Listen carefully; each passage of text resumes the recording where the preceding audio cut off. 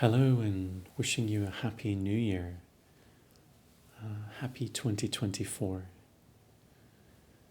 I'm here in Portland, Oregon, and I've had a chance to spend the night by myself.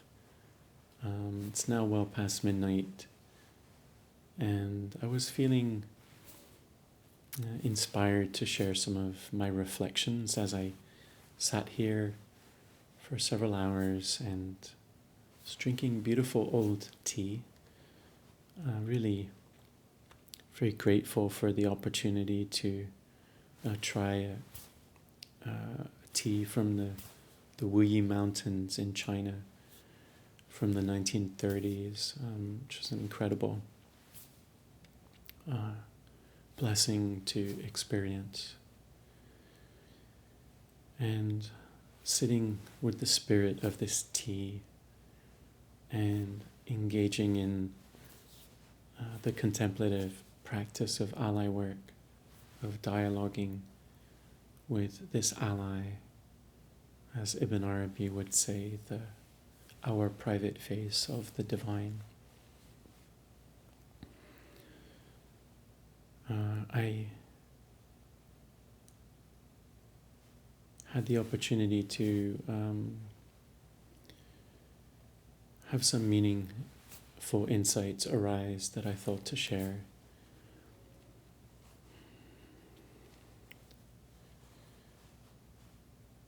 And I thought these might be relevant to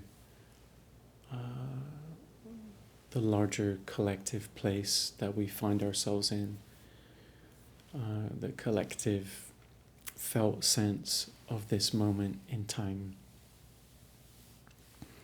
So this reflection connects to ally work, connects to Ibn Arabi, and even earlier today I was reading Henry Corbin and his work on the creative imagination in Ibn Arabi. But this reflection also relates to this moment in time, because the theme that arose for me was on the subject of perplexity, on the experience of perplexity. And as I've spoken with friends and family, colleagues recently, I hear this consistent theme, which is a theme that I've also been experiencing, that this has been a hard time. This has been a difficult time. This moment in time, this recent period of time. And entering into the new year, I don't hear people speaking of intentions and resolutions as they might customarily do. I more get the sense that we're just trying to find some resilience and groundedness and just seeking to navigate and be with these challenges with some grace. And I think all of us are feeling impacted and concerned and pained by what is happening globally. And there's an uncertainty for us personally and collectively around how to be with what is and what may be to come. So this theme of perplexity that arose for me felt resonant, and I felt called to share it.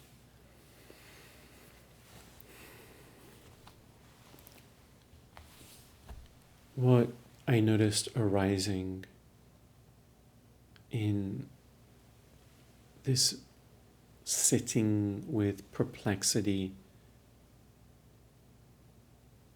even the perplexity, the uncertainty of what is happening in this practice of ally work. This is such a participatory practice that invites us to let go of a limited conception of who we are, and that can be challenging or perplexing. And what I noticed in this exploration was this insight or opening to really enter into this felt experience of perplexity, to notice how deeply we are conditioned to avoid perplexity, ambiguity, uncertainty, how we might run from our confusion towards some seeking, grasping for certainty, clarity,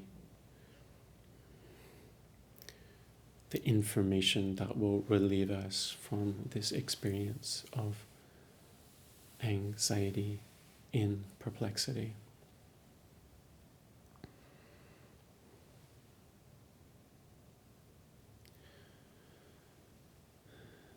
And so I found myself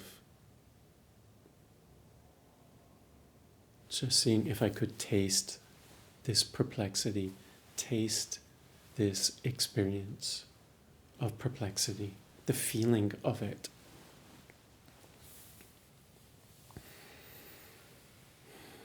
What is it to experience this perplexity in our bones, in our flesh? And seeing ally work, the practice of ally work, as a safe space, an encouraging space to enter into, to experience this perplexity in its vitality.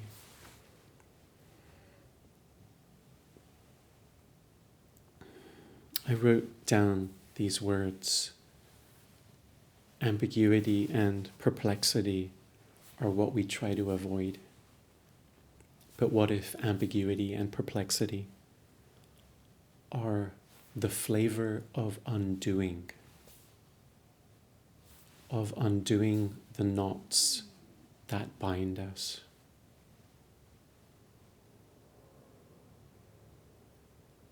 Perhaps this perplexity is the felt sense of the letting go of the seeking for certainty.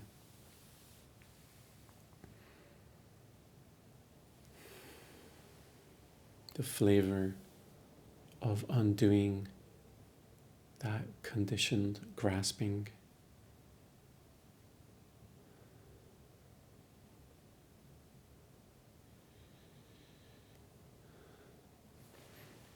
Earlier this year, in the springtime at Stanford University, I attended a workshop with Professor Oludamini Ogunnaike.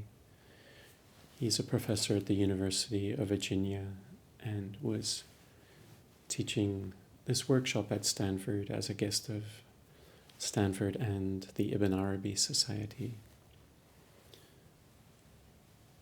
In this workshop, he went deeply into this theme of perplexity and the theme of love and the connectedness of perplexity and love in Ibn Arabi's teaching.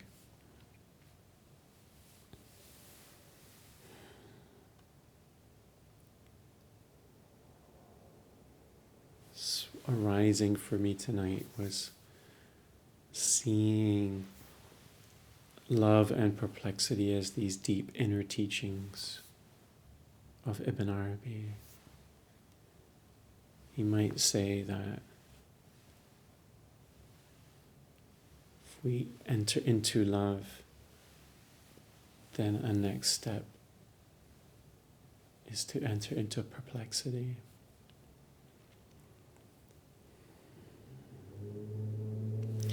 I was seeing tonight perplexity and love as two sides of a coin or two faces of a coin. What is the relationship between the two, or the entanglement of the two?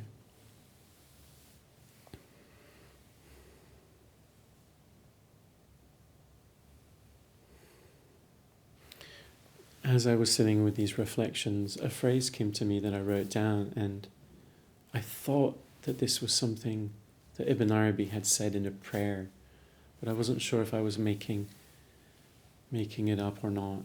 And here's the phrase: perplexity in all, but there is no perplexity in you. Perplexity in all, but there is no perplexity in you. And the you in this line is the capitalized you. The you is the you, the thou, that is referring to the divine, sometimes referred to in Ibn Arabi as Lord, as designating this private phase, this personal name of God as Rab or Lord.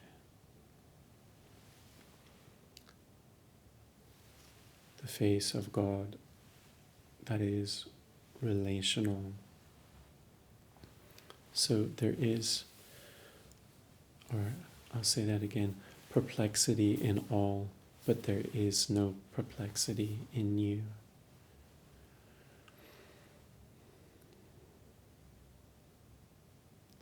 So I found it really meaningful, and I did look up this phrase, and it was from a prayer of Ibn Arabi's from the Awrad, the prayers of the week, of 7 days of prayers. And I'm struck by this line because it brings these two statements together: perplexity in all. There is no perplexity in you. And they're both statements of acknowledgement. I really so deeply appreciate Ibn Arabi for his recognition and acknowledgement of the reality and the challenge of perplexity for all of us, and perhaps in all that we experience. It's a flavor or a station, a nature of our being. That is perhaps what he's pointing to is it's foundational to us, this perplexity. And there's the second part of this statement: there is no perplexity in you. There is no perplexity in you.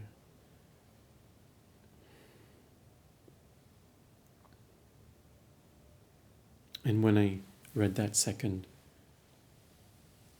phrase, it evoked words such as trust and grace,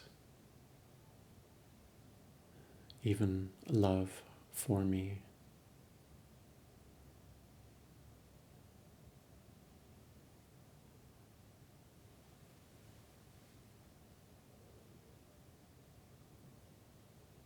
So, just leaving it with this phrase of two sides, not seeking to solve this, to dissolve it, but to hold this, to hold the perplexity in all, and to hold there is no perplexity in you. I also ended my reflections with these words: we're paralyzed by uncertainty rather than engaging with uncertainty. this was the feeling for me in this reflection on perplexity is it can paralyze us, but can we step into it? It felt to me that the engaging with it, the stepping into it, was the way to be with perplexity. And I'm reminded also of something I read just today about the I Ching, the Chinese Book of Changes, and a British writer and philosopher by the name of Buckingham. He referred to the I Ching as an uncertainty machine, a oracular, divinatory book or practice that takes us from our place of fixity and binary thinking and enters us into an uncertainty machine. Perhaps this is the perplexity that Ibn Arabi is speaking of. Perhaps this is the felt sense, the contours of our practice of ally work is actually risking the desire for certainty of the ego and stepping into this place of deep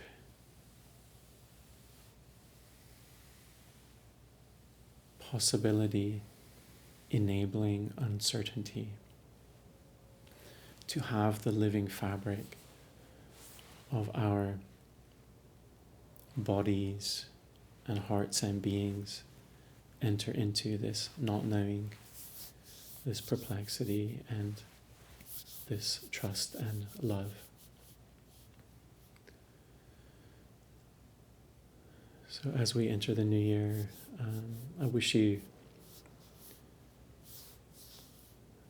my blessings and goodwill for your year ahead.